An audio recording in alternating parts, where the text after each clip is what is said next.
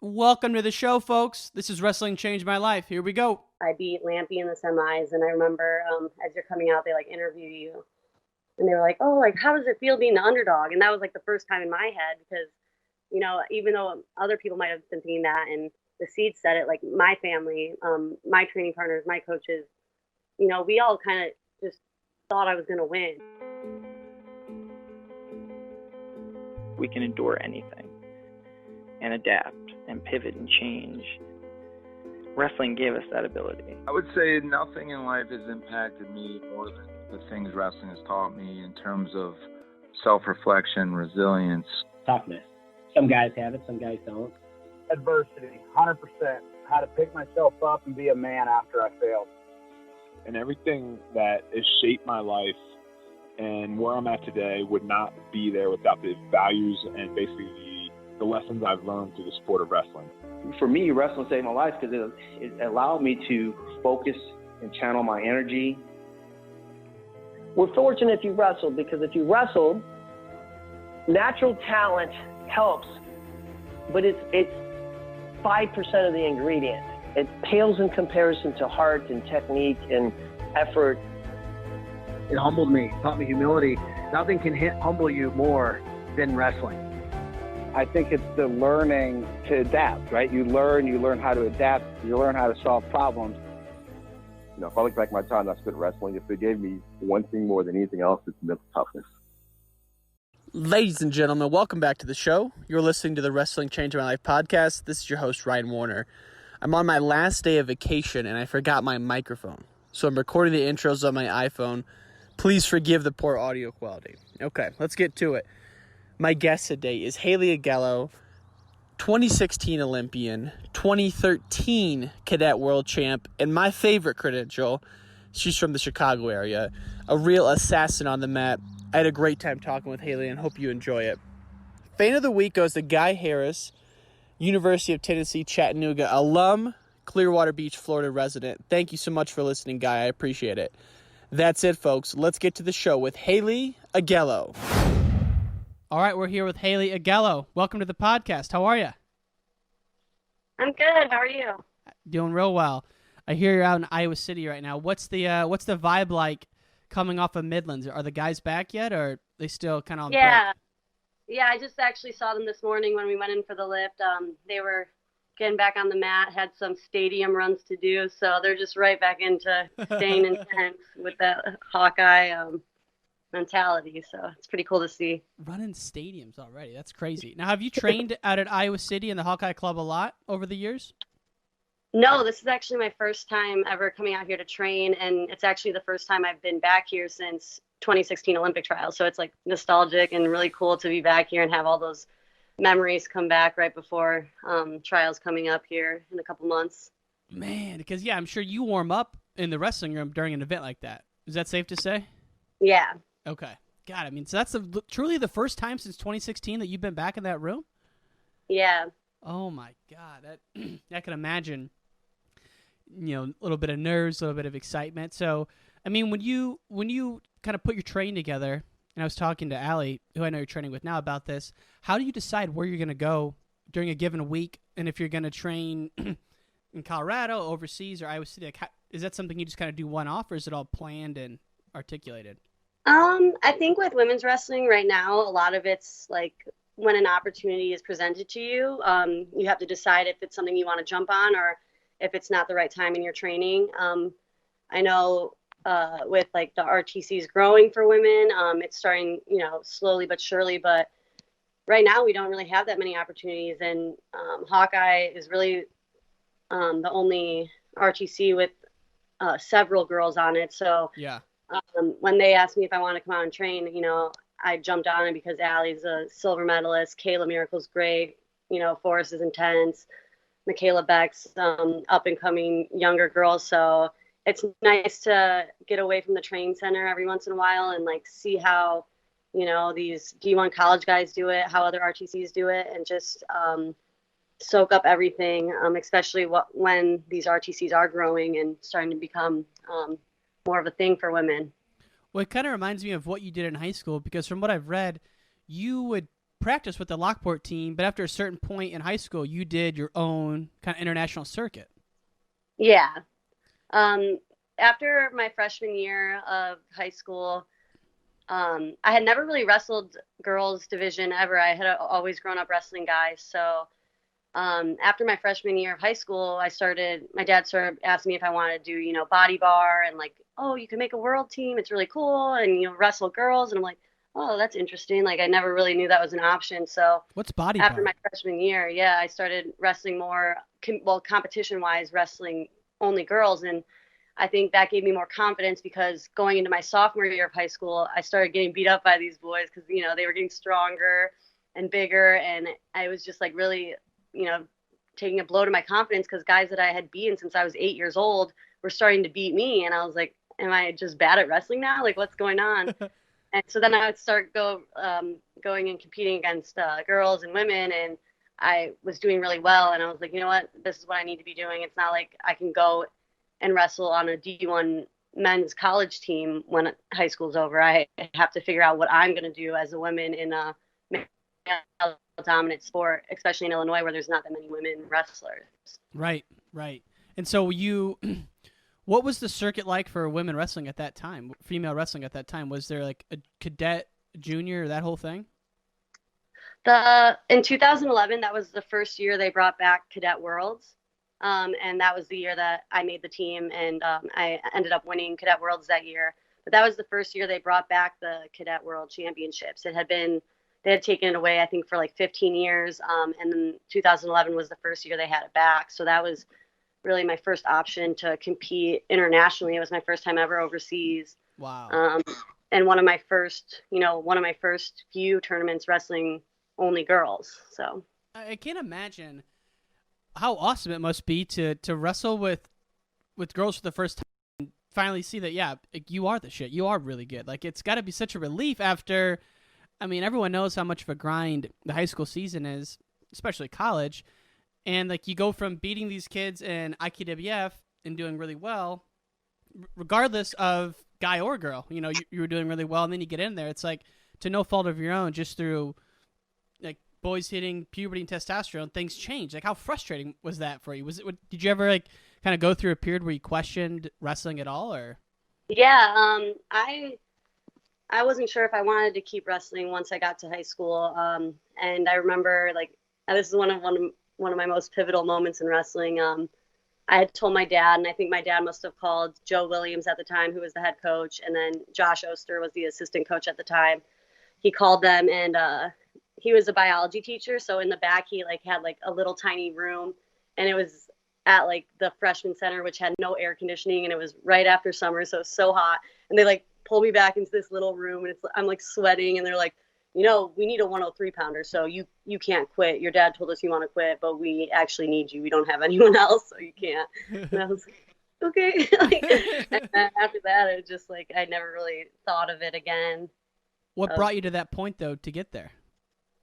I think I was nervous to be on a team because growing up, I always had my little brother. So he can go in a room and make friends, and then those friends were automatically my friends, and all of my friends were boys.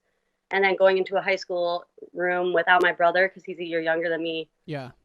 I was nervous, kind of. I was nervous that I wasn't going to fit in, or the guys wouldn't like me, or no one would want to be my partner. And I know those are silly things looking back to think of. But at the time, that was something that really terrified me, is everyone being oh, why do I have to wrestle a girl? I don't want to be your partner, So I think that really scared me. And then after the first week, those guys were my best friends and were super accepting and welcoming, and never once made me feel uncomfortable or unwanted. So it was a good atmosphere. Well, plus it's high school's it's kind of a tough time for anyone because it's so much insecurity, and you don't know what's going to happen, and you're really trying to figure out life. And so I can imagine also there's the fact that did your friends who were girls ever give you shit or give you a hard time because you're the only one wrestling? I didn't really, honestly, growing up, I only had a small group of girlfriends, and they were a lot of them, one of them was, you know, in the choir, so she didn't care. She was getting made fun of for different things. So it's like she was like nerdy, and then like, you know, and then there was like the mean girls that made fun of me for being on a boys sport or like having muscles and stuff like that. And I think just like having the guys support and them thinking like, oh, what you're doing is cool, and like, who cares what these people think? Like, I had a good group of friends. I didn't really care to go make friends with these people that didn't really accept my lifestyle, you know? Right. Well, then it's like, fast forward 10 years, whatever it was, you're on the Olympics, and it's like, man, I mean, clearly you made the right move. So it's just incredible to see that trajectory. If we go way back before high school even, how'd you get involved with wrestling, I guess? Was your family a big wrestling family? And like, how did you get involved with the Force and that whole thing? So we grew up in like downtown Chicago, and then when my parents had my youngest sister, we moved to the suburbs, and my little brother started wrestling, and he was just like a tiny little guy, like 36 pounds or something. So he would go to practice, and he wouldn't really have any partners because he was so small. Right. So he would go to practice, and him and my dad would go, and they would come home, and then he would do the moves on me, like upstairs in one of the bedrooms. So like he would pretty much go through 2 practices a night because he would go watch, and then he would come home, and then he would like work the moves on me, and then sometimes, you know, I would jokingly like, you know, try it and stuff like that. And then me and my brother like conspired, and we were like, you know what, let's just ask Dad if you can come to practice. So then, you did? You got together and conspired? Yeah. So we asked my dad, and he was like, well, I've never seen a girl in there, so I'll ask, but I don't see like, why not? So my dad asked the coaches, and they said pretty much the same thing. They were like, I mean, we haven't seen it around here, but I mean, we can't say no. So I went, and ever since then, I, you know, kind of took off with it. What club was this? This was Lockport Junior Porters. Got it. Okay. That's I love that about Illinois, is that there's the teams that are tied to the school. Then there's kind of these mega clubs that are super competitive, whether it's when I was doing it was Martinez Fox Valley Elite. It was Vidum Cats. I still hate the Vidum Cats. That's another subject though. I don't think anyone likes them. Man, who does like those guys? Seriously, I didn't realize that. I don't even like themselves. God, they suck. I do have a little disdain because a kid from the Vidum Cats beat my brother in the finals of IKWF 2 years in a row at the same weight. And so I have a little disdain for that, but the more I talk, the more I wonder who likes those guys. And if you're listening, any Vidum Cat guys, no offense taken. It was just, at the time, didn't love them. And so when do you transition from kind of this not rec league, but more of like a school-based club to an elite club, the Force? How did that happen? I think Joe Arquilla, the guy who started the Force, I think he actually reached out to my dad. Okay. And asked if that it was if we would be willing to train there. Me and my brother. My brother was a kid too. But it was in Plainfield, and we lived in Lockport. So he was like, is that going to be too far for you? Is that going to be something that's going to be an issue? Do you guys even want to come out here? And my dad was like, no, like, distance doesn't matter. My dad would have drove us, you know, across the country every single day if he had to. So we just started going there, and we just had a bunch of partners. There were so many good guys in the room. Yeah. So that just like, we just ended up sticking there until high school.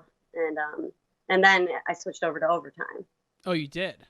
Yeah. Okay. So, man, look at your coaches. You have, and we haven't talked about Oster yet, and I want to because that guy, really good coach. And, like, Lockport is one of the, you know, we look at Illinois wrestling, and we're going to move on to your Olympic international career, but it's like there's the public high schools that do really well, then there's the private ones. Lockport is a powerhouse.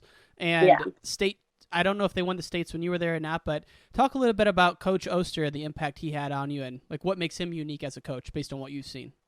Yeah, he's such a good guy. I think the thing that's different about Josh Oster compared to other coaches is that he's training not only great wrestlers, but he is also like growing great men and women. He like teaches us how to be good people, not just wrestlers. So when your life is going good off the mat, your wrestling is better. So he not only gives us the skills to just, you know, go shoot a single leg, he also teaches us how to, you know, diet, sleep, act in a relationship, act towards our family, how, like in situations with, you know, like in high school when you're growing up, situations of partying, drinking, driving, all that stuff. Like, he just set us up for life, not just for wrestling. He taught us all these things, and he was never judgmental. He never really like yelled at us, but he gave us these tools to, you know, make the decisions on our own. And I think that, like, when you're making all the right decisions outside of wrestling, it makes you a better wrestler, because you don't have all these things in the back of your mind while you're training or while you're competing, because your life's in order. And that's something he teaches by example. Like, he's just a really good guy. He's, you know, led a really stand up life, and he, you know, it's easy to look at him and be like, you know, I want to be like that. Yeah, he seems like and I don't know him at all. I've never been in a practice with him, but he seems sorry, I thought I kicked over my heater there. He seems very very chill, like very relaxed. I've never seen him get excited, like mad or yelling. And yeah, is that just how he is?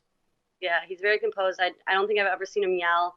And then even like, you know, even at Olympic trials, it was just like, you know, a hug, and that was it. And I think that kind of composure too is like, it also teaches you not to, like, you know, wrestling is wrestling.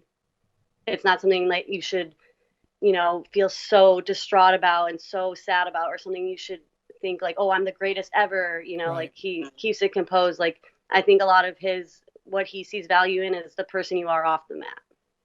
I love that. And yeah, I think I used to see him from afar, and I'd always wonder, like, what was that school of thought or that kind of coaching style, because all the Lockport guys seem to do really well, and they're just very even keel kind of people, you know? Yeah. I mean, but at the same time, you're known as having a super intense style. So, you know, anyone can flourish under that. And so once you left Lockport, you went down to Tennessee, I believe, right? King's College? Okay. Yep. And then, so is this the point where you're like, listen, I know I'm going to be an Olympian. I know I want to do this full time, or you still really didn't know at that point? I think I kind of always knew once I started wrestling. I knew that it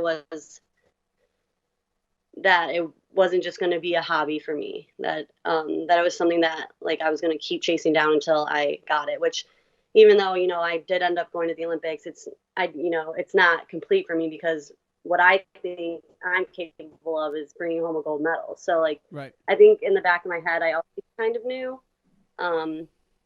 But I think when I went to King, that was like kind of when I started really, like, it was getting close. I was dialing in, and I was like, let's go now. Yeah. And so leading up to 2016's trials, what in 2015, were you at one of those weights where you had to move up or down, or were you at the Olympic weight in 2015? I was at 53. So you were already there. Okay. And how did you do at the World Trials, or like the World Team event in 2015? Did you make the team? No, I got third. Got third, okay. 53. Did you? And then I went down to 48 for 2016. Oh, so you did cut down. Okay. Mm-hmm. So going into the trials, I mean, I guess, was that the first time you were wrestling at that lower weight, the Olympic trials in 2016? Yep, the first time. Wow, was it tough? Making weight? Yeah. I mean, never competing at that weight before? I mean, before the trials? I didn't have that hard of I made weight pretty easily, but I think it's because I was really disciplined pretty far out. I had a really good nutritionist. You know, I was taking care of the weight outside of practice, so I was still getting good training. So no, it wasn't hard. I think a lot of people didn't, you know, I've had some of the girls on the senior level, just like girls that I used to look up to when I, you know, had bounced the idea of going 48 off them. I had people tell me, you'll never make that weight. You'll never make 48. And I think that kind of made me want to do it even more, like having these girls with all these accolades and girls I had looked up to growing up, and then being like, you'll never make 48. I was like, okay, let's see then. So then I did it. And I was living at the training center at the time, so I went home before Olympic trials, I think like 10 days out, just so, because even though I was telling everyone I was going 48, no one really thought I was going to make 48. So I was like, you know what, let's just finish the weight cut at home and let's keep these people guessing. Really? Wow. Yeah. And were your coach, like, did Coach Steiner know you were going 48, or he still didn't really know? No, he knew. He knew. Okay. I think he knew I would make it. You know, when I say I'm going to do something, I do it. And I think he knows that about me. And, you know, all the people, all my coaches, all my family, they all know that about me. So when I said I was going to make 48, they all knew. And I've heard that when you went into that tournament, you were kind of wrestling really free, and you had expectations for yourself, but the rest of the field maybe didn't expect you to win it. And I think if you look at the seeds, it would say that. So kind of describe, like, what do you remember in terms of your mentality or how you felt going into the tournament that day? Yeah. So there's just like a lot of things. Like I was ready mentally, physically, emotionally. I had a good support system behind me. So I went in, and I remember looking in the mirror and in the morning at the hotel before I left and being like, the next time you look in this mirror, you're going to be on the Olympic team. Like you're going to be a 48 Olympic team member. And so I went to the tournament and I beat Lampy in the semis. And I remember as you're coming out, they like interview you. And they were like, oh, like, how does it feel being the underdog? And that was like the first time in my head because, even though other people might have been thinking that and the seeds said it, like my family, my training partners, my coaches, we all kind of just thought I was going to win. Like there was no doubt. Like I never thought like, well, like what if I don't win? What's going to happen then? Like we all just kind of assumed I was going to win, and that might like sound, cocky or, not like the right thing to say. But when they asked me that, I was like, oh, I'm like in my head, I was like, dang, that's what it looks like to everyone else. Like I'm the underdog coming in here and taking people's spots that have been competing here, for their whole career. So right. That was like the first time it hit me when I was like, oh, like maybe these people didn't know like we knew. And how old were you at this time? I was 21. 21. And so like I feel like if you're in that spot that you were in, that locked in zone, you probably honestly truly didn't realize you were an underdog. Whereas on the outside, people would say, how could you really not know that you're the underdog? But I mean, if you're that locked in, you don't care about what other people think. You're just doing your own thing. Yeah. And I just like, I felt like I was at an advantage because none of these girls had wrestled me before. They had all wrestled each other a million times. Chun and Lampy have wrestled a million times. Vicky and Chun and Lampy and Aaron and all those girls had wrestled each other 20 plus times, and none of them had ever, felt me or felt, my power, my strength. So I think in my head too, I was like, like you guys wrestled each other all this time. Like I'm about to put it on you now. Here comes the real power. Absolutely. So I just had, So when you left the hotel room that morning, when you looked in the mirror and told yourself that, let's say you had 3 hours until your first match, where are you at mentally in between then and the 3 hours before you wrestle? Are you loose? Are you kind of like hanging out with friends and family? Like what's a day in the life look like for you? When I competed, I spent a lot of time with my dad and then my training partner, Becca Leathers. So, I just kept them around me. And we, joke around, laugh. Becca warmed me up, we hung out. And then once it starts getting close to time, I just kind of like sit down and get in the zone, So are you meditating or are you talking to yourself, or what does that look like? Just meditating, like just sitting there and like trying to, I like to get my heart rate down as low as possible before my matches, and in between my matches, and just be as calm as I can. So when I do go out there, I can like unleash full, unleash the beast. Yeah. Yeah. And so you beat Lampy in the semis, and then going into the finals, it was best of 3 against Victoria Anthony. It went to the third match or no? Yeah, it did. It did. Okay, so I mean, going into match 3 is like game 7 of the playoffs, right? It all comes down to that. So did you notice anything different going into that last match? Were you still feeling as confident as you were that morning? No, I felt confident. That in the third match is actually, I think, the one I beat her by the most. I think I wrestled the best third match. Yeah, even looking back on it, I don't really remember having doubt creep in, and I think that's like an important part and like what I'm trying to really focus my energy on moving forward into 2020. When you're confident in your training and your lifestyle and your support system, there's no room for doubt to creep in. Right. So even after I had lost the second match, I never once was like, dang, like what's going to happen now? Like, what if I lose this next one? There's no time for that. It's a quick turnaround. You have to be ready to go for that third match. And I think if you have that, you're going to beat people. You're going to, because when you don't let doubts creep into your mind, you know, your opponent might be over there thinking like, oh shit, like, what if I don't win? What if she does this? What if she does that? But I'm not going to have that. That's not me. I'm not going to let that doubt creep in. And then you won that match. Unbelievable feeling, I'm sure. But at the same time, you still had to qualify the weight, right? Yeah. Yeah. Woo! I remember like smiling and then being like, oh my gosh, what did I just get myself into? How long did you have to qualify? Like how many weeks after was Mongolia? 10 days. 10 days. Yeah. Shit. Oh my God. Yeah. So, I mean, and I kind of know the answer to this. That's why I'm asking. But, you know, compare and contrast how you felt going into Mongolia versus going into Iowa City that morning. I was nervous because to qualify I was a little bit more nervous for this one because to qualify, you have to make it to the finals of the qualifying tournament. Yeah. And I had never made it to the finals at a senior level tournament at that point in my career, only juniors and cadets. So I was like, I'm going to have to do something I never did. But, you know, I would, you know, try to keep that same mentality and intensity. And I knew that I was, you know, the strongest I've ever been, the fastest I've ever been, the quickest I've ever been, you know, mentally. So I just had to, I was like, you know, if there's a time to do it, it's now. Hell yeah. That's awesome. And then you go to the Olympics. I mean, I can't imagine what that's like, but I mean, just give us a little taste of what the Olympic Village life is like. Is it as crazy as people say? Yeah, it was really crazy. So I was we had the option of staying at the Village or going to our acclimation site. It was called Lonier. And I had a lot, like, you know, I had people telling me, go to Lonier so you can focus. And then I had people saying, go to the Village so you can have the full experience. So, you know, I was like, okay, I'll stay at the Village. And I stayed there for one night and I was like, nope, bring me over to Lonier. It was just like music pounding all night, like right outside our door, like strobe lights. And what? Yeah, it was crazy. So I switched right over to Lonier, and it looked like Jurassic Park. It was so beautiful. And then it was just like wrestling and fencing, I think, there. So it was really like relaxed, and we had our chefs there from the OTC. So it was really like familiar. So I switched over to Lonier, and I don't regret that. I would probably do it again.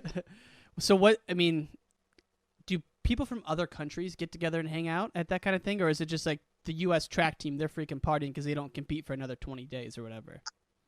I'm not really sure.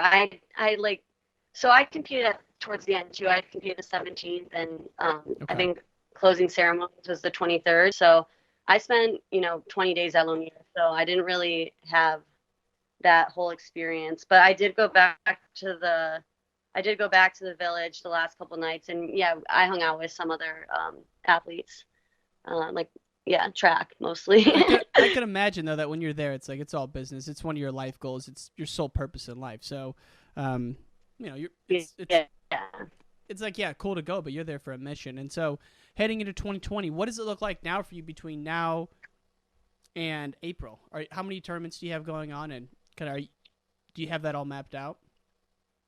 Yeah, I'm going to be going to Sweden here in, I think, 2 weeks. And then I'm going to be doing the wrestle off for the Pan Am team February 8th. And then trials. Who do you wrestle in that? I'll wrestle Catherine for the prelims, and then Jakara 2 out of 3. Got it. Okay. And is that to qualify the weight for the Olympics? Yeah, to go to the qualifier. And if you qualify the weight, you sit out to the finals of Olympic trials. So it's a pretty good incentive. Wow, that's a lot of good wrestling coming up here. How is the when you look at your diet and nutrition, do you get pretty into that as well? Like, do you plan that out yourself? No, I have a nutritionist that I work with, and so I have a lot of people behind the scenes that really help out. And but at this point, I've been doing it so long that a lot of my diet is the same that I've been doing. So it's just like staying on track and not slipping up and being disciplined and all that. What does it look like for you? Like your actual diet? Are you doing something like a lot of people now are doing a paleo thing? Or, I mean, how do you like, what does a meal look like for you? I don't really get into all those like fad diets or stuff like that. I think if you just have like a balanced diet of protein, veggies, and carbs every meal, and portion control, that's really what I think is biggest for, wrestling. But I was vegan for like 5 months, and I really like that. I think once I'm done wrestling, I'll probably go back to that. But it's not optimal for training. Did you notice a difference in like energy or? Not training wise, but when I went to compete at World Cup, I felt like I didn't have like adrenaline. It was weird. Like I didn't feel bad. I just didn't feel like I could get like fired up. It was weird. I have to look in. Yeah. Don't the vegans are hating right now if they're listening to this. They're I'm vegan. I felt really good. Like I didn't get sick for like the whole 5 months I was vegan, and I felt great. But when I was like actually going into a 6-minute match, I couldn't like get adrenaline going or something. I don't know really how to explain it, but wow. I will be vegan again when I'm done. Good. And then after wrestling, do you foresee any mixed martial arts in your future? No, I don't. Man. But of all the girls, I would have said you for sure. You're you're a fighter out there. So intense. I would love to do it, and I think it would be fun. But I just want to protect my brain after wrestling. I've had a couple concussions, and I just don't know how many blows to the head I can take before I'm like completely brain dead. Do you plan on wrestling after 2020, or is it too hard to say? Yeah. No, you do? Okay. I'll go until I can't. And then the one thing I was going to ask for sure is, when do you foresee Division I wrestling at the women's level? I think pretty soon. I think within the next, probably 2 years. Within the next 2 years, I think. I was asking Allie about this as well. Do you foresee like what's it called, WCWA, where they all put them together right now? Mm-hmm. Do you think that's gonna go away, or will like Division I kind of staying on its own? Because I would hate to take away from what take away from what's going on now. Yeah. I'm not really sure. I'm not that educated on this part, so I don't know. But I think they would probably keep either WCWA or like NAIA, and then I think that's what they would end up doing, even though I may not agree with it. But like I said, I don't really know much about it. Yeah. That's a good question for Julia Salata. You got to get her on the show next. She's the expert there in that area? Yeah. Perfect. Well, we'll definitely do that. Last question for you is, when you look at wrestling and what it's taught you and why you've been involved so long, like how would you say it's changed your life, or what has it given you that you take with you to this day? So that's a good question. And I'm super grateful for wrestling. I think sometimes you see these high performance athletes, and they're always like, I worked my butt off, I did everything, blah blah blah, and that's why I'm successful. And I think with me, like, my journey is a little different because I do struggle with staying on track and discipline, and there are days where I'm like, this sucks, like this is a hard sport. But with wrestling, like, I feel like you are always drawn back to it. It always draws you back to being this like tough person. So like, even if, there's days where I'm like struggling with discipline or temptation or, staying on track, like I'm always like, I put my heart and soul into the sport for 16 years, and I'm not going to waste it away for, some partying or some fun. Like so it's changed my life in a way. It always draws me back to being that like strong, tough person that I know I am deep down, when sometimes like things in life can make you stray away from who you are. It always brings me back to who I am and like centers me. And is it something where it's like the distractions are eating poorly or wanting to go out drinking, or like what are some of like the biggest vices that pull you back or pull you away from the sport, I should say? I would definitely say the going out and, like, because I have a lot of my friends aren't wrestlers. So going out and drinking and partying, and I have 4 siblings and 3 of them are over the age of 21. So when I go home for holidays, like seeing them have fun and partying, and I know it's like just it's only, I can do that all later when I'm done, but it is definitely hard. And that's something that maybe not a lot of people struggle with, but I do. And I'm not afraid to admit it. And I'm glad that I have wrestling to keep me balanced and keep me on track. So yeah, no, I can imagine. I mean, do you not drink at all when you're training, or you just don't like to go out all night? No, I'm not. I won't be drinking until after trials. Just laser focused. Yeah. Cold-blooded killer. Occasionally drink. Yeah. Well, we're pulling for you here. I love all the I love wrestling in general, of course, but always have some love for the Illinois folks out there. And so, wish you nothing but the best. Hopefully we'll get to chat a little bit at the trials once you're all done. But, good luck in the coming weeks here. Thanks for coming on the show. Thank you very much. And all great things must come to an end. If you want to hear more from the podcast, text WRESTLE to 555-888. That's WRESTLE to 555-888. You can also find us on Instagram, Wrestling Changed My Life, Twitter, Ryan_N_Warner, as well as our website, WrestlingChangedMyLife.com. Take care, y'all. Take care, y'all. Take care, y'all. Take care, y'all.